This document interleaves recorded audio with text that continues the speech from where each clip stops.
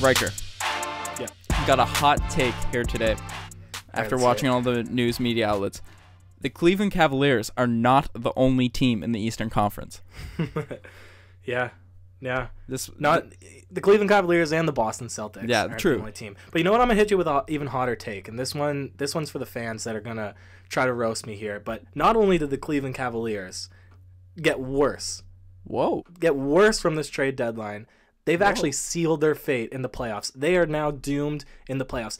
Not just the finals, the Eastern Conference Finals. Ooh. They put the nail in the coffin, man. All right, so let's talk about this. And it comes down to they are now less prepared to match up against the Toronto Raptors. Okay, I like the sounds of that. So let's give the listeners some context, just in case you missed all the craziness that's happened over the past few days. The Cleveland Cavaliers totally blew up their roster on this trade, this past trade deadline, and all the news reporters and all anyone's talking about is how the Cleveland Cavaliers are guaranteed to come out of the Eastern Conference. They're the favorites. They're this, they're that, and we don't know. I am kind of on your side of things. I'm maybe not be as extreme saying it's settled that they're going to lose, but I don't really see them being that much substantially better than they were before the trade deadline. No, I mean, okay, so they definitely dealt away about half of their roster. Yeah, so they got rid of Isaiah Thomas, Jay Crowder, Derrick Rose, Dwayne Wade, Channing Frye, and a pick. And their first round pick, and they got back Rodney Hood, Jordan Clarkson, George Hill, and Larry Nance Jr. Sorry for the pause. Yeah. Now for George Hill, that's a good trade for both teams. Yeah. Because he wasn't getting time behind their picks, their point guard picks. Yeah. Right? And it was just a weird fit with It was a really Hill weird fit. Sacramento. I don't understand why Zach Randolph's there either, except to be a mentor, but that kind of makes sense. Larry Nance Jr. and Jordan Clarkson, they want to be dealt away.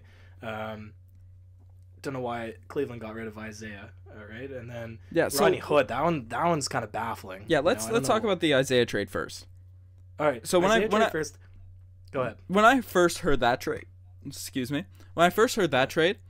I was ecstatic as a Raptors fan, because one, I'm not gonna lie, I was a bit scared for Isaiah Thomas in the playoffs. I know he's been trash, and everyone is hating on this man. Everyone's just bagging on him, saying he's the worst right now. But the guy was an all-star last season, and he's only 2-3 weeks back from a huge hip injury. The guy was going to get better. The guy is a shooter, and he was shooting like an awful percentage from three. I don't have the number in front of me. So I thought Isaiah Thomas was going to get better. Yeah, well, I mean, rumor has it that's product of the system as well. Jay Crowder was really vocal about how playing with LeBron is apparently treacherous because he is controlling. He tries to pad his stats. I don't know the validity behind that, but that's the concerns that Jay Crowder has voiced after being dealt away to Utah. Yeah. And maybe Isaiah was a product of that system too. I mean, it's not a very good indication only observing one game, but in the first game over to Los Angeles, now that he might not have the reins of LeBron tightening on him, he played really well. Yeah, that's true. He might not fit with the system, but I think I'm more worried about Isaiah Thomas than I am Jordan Clarkson and Larry Nance. Yeah, like if you just even if let's compare two players to one player. Isaiah Thomas is having Isaiah Thomas a step up than having Larry Nance Jr. and Jordan Clarkson, or is it the other way around? I think in the playoffs, it's definitely an Isaiah Thomas. See, I don't even think it's an argument. I mean, people could pull out the stats, but Larry Nance is only a 8 points per game kind of guy. He's not. He doesn't shoot anything from three. He's not a stretch big. But the media is hyping Jordan Clarkson and Larry Nance like they're gods. They're okay, but you can't take away from Jordan Clarkson's play. He's been terrific for the Lakers this season. He's been good. He's been good. He has been good, especially off the bench. He's been very efficient. He's shooting 45% or more, or hovering around that. But he has more height too, which will be good, I guess, in defending against the Raptors. But if you just look at productivity, there's no way that Jordan Clarkson will compare to a peak Isaiah Thomas. Yeah, like a healthy Isaiah Thomas, in my opinion, is much more like. I'm not saying those guys are bad at all. And I think they're decent pickups with the Cavs, and they'll help them in the regular season a lot. But the Cavs were built for the playoffs, and we're going to keep harping on this. They were a playoff-built team. A bunch of old guys that can shoot threes, experienced. The defense, I think, was probably an issue, but they did improve defensively. I'll give the Cavs that credit there. But Jordan Clarkson and Larry Nance aren't two phenomenal defenders either. So, but now you talk about the three-point shooting. So we'll talk about Rodney Hood, who was... No, before I just want to finish with the Lakers deal. Yeah, go ahead. And the real reason, like the actual reason we won, that I was so excited, and most Raptors fans were, Channing Frye got the hell out of Cleveland. Man, Thank you, God. My goodness. You're pushing the conversation right into my lap with my initial argument. Do you want to jump into it right now, or are we going to save that? Yeah, no. Let's get into it right now. Channing Frye out of Cleveland. Guaranteed Raptors. I don't care who the Cavs pick up. They could pick up a prime Michael Jordan. Channing Frye's out of there. They got worse. They 100% got worse. They 100% got worse. Channing Frye's a Raptors killer. Everybody knows it. And we just look at the stats. He's a guy that gets almost 0 minutes throughout the regular season. Right? Last season in the playoffs, he comes in, he shoots 64% from the three-point line. Right? So he's a big man that they play at the 5. So they take Jonas out of the equation. Yep. Right? Because he's not mobile enough to guard a stretch 4. He comes out of nowhere. A stretch 5. He comes out of nowhere and shoots, makes every single shot he takes from the three-point line, and then takes our most productive big man out of the game. So if that happened this season, we lose Jakob and we lose JV in the 4th. Jakob probably do a little bit of a better job, but still, he's not. He's definitely more mobile, but he's more comfortable around the for sure, around 100% with his blocking, with his ability to alter positional shots. Defense.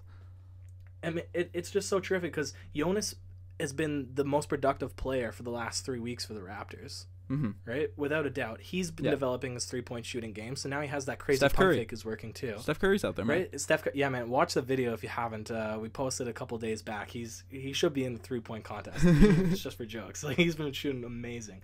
But it just, I mean, like, jump in, man. Like, this is prime for the Raptors. Yeah, no. In all sarcasticness, whatever, Channing Frye legitimately killed the Raptors. He was a huge, huge thorn in our spine.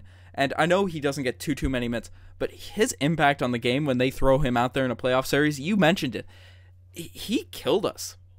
Yeah. He was a huge reason why the Raptors just had such a big wall with Cleveland the past couple of years. So, that's good. And now who are they going to rely on? Like, unless they go, because the way that their bigs now are Tristan Thompson, Larry Nance Jr.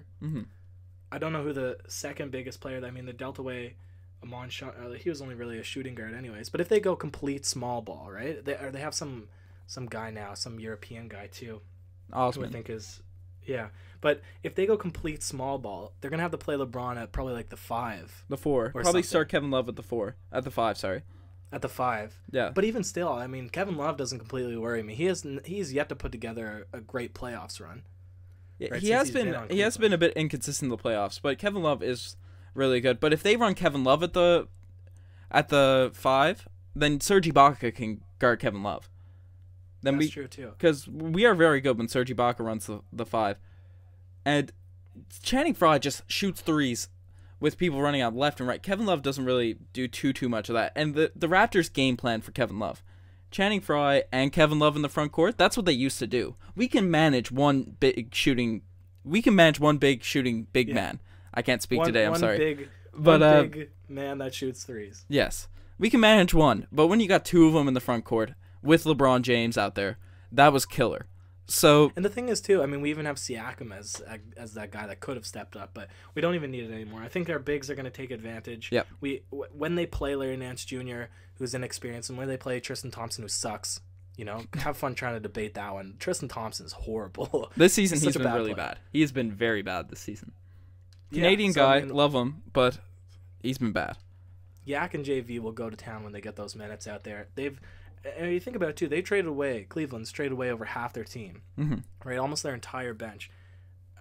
With the problems that have been voiced about LeBron, right? And then just speaking historically from teams trying to integrate a couple of people into the new lineup, right? And now they're going to integrate an entire new roster. by playoff time. Like, I don't think the chemistry will be there, and the skill's not even there anyways. Like you said, defensively they get a bit better. Yeah. But But aside from George Hill, it's not substantial. I think it's been very much overhyped how much improvement the Cavs have had defensively. As you hear Stephen A. Smith or whoever. That quote though. I should say that quote. Just what? All right. What's your reaction to this quote? All right. So I'm looking at stats, and a little Hoop Rumors pops up, and it says a new. And this is just like everybody. I mean, everybody's been talking about it. The media's just been all Cavs. That's all they want to talk about. When the Raptors are now the number 1 in the East. Boston's been way better all season. But anyways, the New Look Cavaliers made a statement today, annihilating the Celtics in Boston. They did. I'll give them that. In a nationally televised game, the problems that plagued the team all season appear to be vanquished with a younger, faster team. So in one game, this media channel's already decided that Cleveland's completely erased all of their issues, and now they're a playoff-ready team. Like, that's a joke. Yeah, and we crushed the Celtics. Nothing. You know, I'm not someone who personally cares about the American media talking about us. I don't care at all. I'm not one of the people that cries about it, but they create these false narratives that the Raptors are just some playoff scrub team. Outside of the Cavs and the Warriors, obviously we don't have the track record of the Cavs. That is very true, and that could be an argument that could be made, right? But now they don't have Kyrie Irving, so that could be a counterpoint. So compared to the Cavs and the Warriors, yes, the Raptors have choked and crashed and burned in the playoffs every year. But when you compare it to the rest of the NBA, the Raptors have, outside the Cavs and the Warriors, we have the most playoff wins in the past 2 seasons. And more than like the Rockets. Yeah, the Rockets, the Celtics, all these teams. Everyone says we're the chokers. Yes, maybe there's a couple games where Lowry's been injured left and right in the playoffs. They just choking on DeMar. DeMar Carroll and Patrick Patterson are out there. And then they trash on our backcourt every time they get a chance to about the playoff times. I'm not saying we deserve the credit of Golden State or anything like that. But the fact that they create this false narrative that the Toronto Raptors are atrocious in the playoffs, it's just not true. It's not warranted.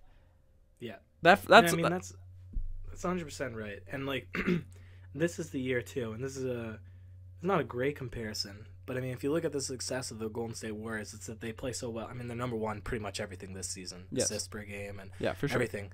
I mean the Raptors are playing more to that style this season, not 100%. completely to that style. Just that they're passing the ball around, they're playing through all their players on offense. If we can keep that kind of play in the playoffs, that clearly is in the past couple of years been showed to that's what equals success, right? When you don't go to iso ball, unless you have LeBron on your team, then iso ball is like all you have to work with. But we even won with that iso ball. That's the thing. That's what I'm saying. We've beaten so playoff imagine teams how much better we are with the iso ball, and now we have this improved roster, improved style of play, as you mentioned, this bench unit that no one's even looking at outside of Toronto, outside of Canada, and the bench unit has been killing teams. Not even just to mention our starters, who have been great as well. And everyone's, well, the Raptors haven't changed anything. They haven't picked up anyone. They haven't. The Toronto Raptors are a much different team than last year, and they've only improved. So, saying that the Cavs, by picking up a few of these guys, are completely in the driver's seat, I think they've gotten a bit better, especially for the regular season. It's tough it might be easier to argue in the playoffs that they might have fallen off. Maybe, we don't know. We wouldn't know how that team would have performed in the playoffs, but saying that it's a write-off, I think it's absurd. And it's so frustrating that people have now made their decisions based off of one game. Like one game that they were playing against the Celtics, who have let a couple of games slip now too, right? It's I don't know. It's not a very good indicator. People jump on the bandwagon way too quick. Yeah. Like we didn't talk too much about Rodney Hood and George Hill. I think they'll be good pickups for them. Good, solid pickups. But if you look at playoff time, okay? I know D Wade's been a bit shaky this year. Would you rather Rodney Hood or Dwayne Wade coming off your bench? That's a tough call. That's a tough call. Yeah, because I mean Rodney Hood only has the 1 year of playoff experience, right? Dwayne Wade's had a lifetime in the playoffs. That's what I'm saying. I think I'd rather D Wade. But at the same time, Rodney Hood's been a consistent 3-point shooter, and he's been averaging 16 points per game with only like 23 minutes per game. Like he's been crazy for Utah. I think what might harm him is same thing that harmed Jay Crowder, same thing that harmed Isaiah Thomas. If LeBron doesn't like him, I feel like his efficiency will go down the drain. But I mean, that's a conclusion I can't make either. Like, we're just gonna have to watch and see. Yeah. But I see your point. I definitely see your point. But If we just look at playoff experience, then probably D Wade, just because he's used to it. Yeah. Yeah, I think the Cavs have improved short term. They've upped their defense. They've improved right now for the regular season. They were going down a dark path, especially where Isaiah was just coming back from injury and he had to shoot his way through his slump. I think they improved in the short term and definitely shored up that defense. But that Cavs team healthy in the playoffs that they had, I don't see it as much as crazy improved as everyone's making it out to be. Nah, neither. All right, man. We're running a bit long. I think that this is a pretty hot take. Like, I can see people definitely not agreeing to this. So, let us know what you think. Yeah, for sure. Are the Cavs, are they going to live up to the hype? Are they not? Who knows? We don't think so. We think that they're doomed to the Raptors. That's just Raptors to the finals, man. Man, OG Anunoby locking up KD in the finals. That's what I have to say. Yeah. Anyways, as Riker said, let us know what you guys think. If you like the channel, subscribe to the Raptors Digest, and we post game reactions, all that. So check all that stuff out, and thanks for listening. Cheers.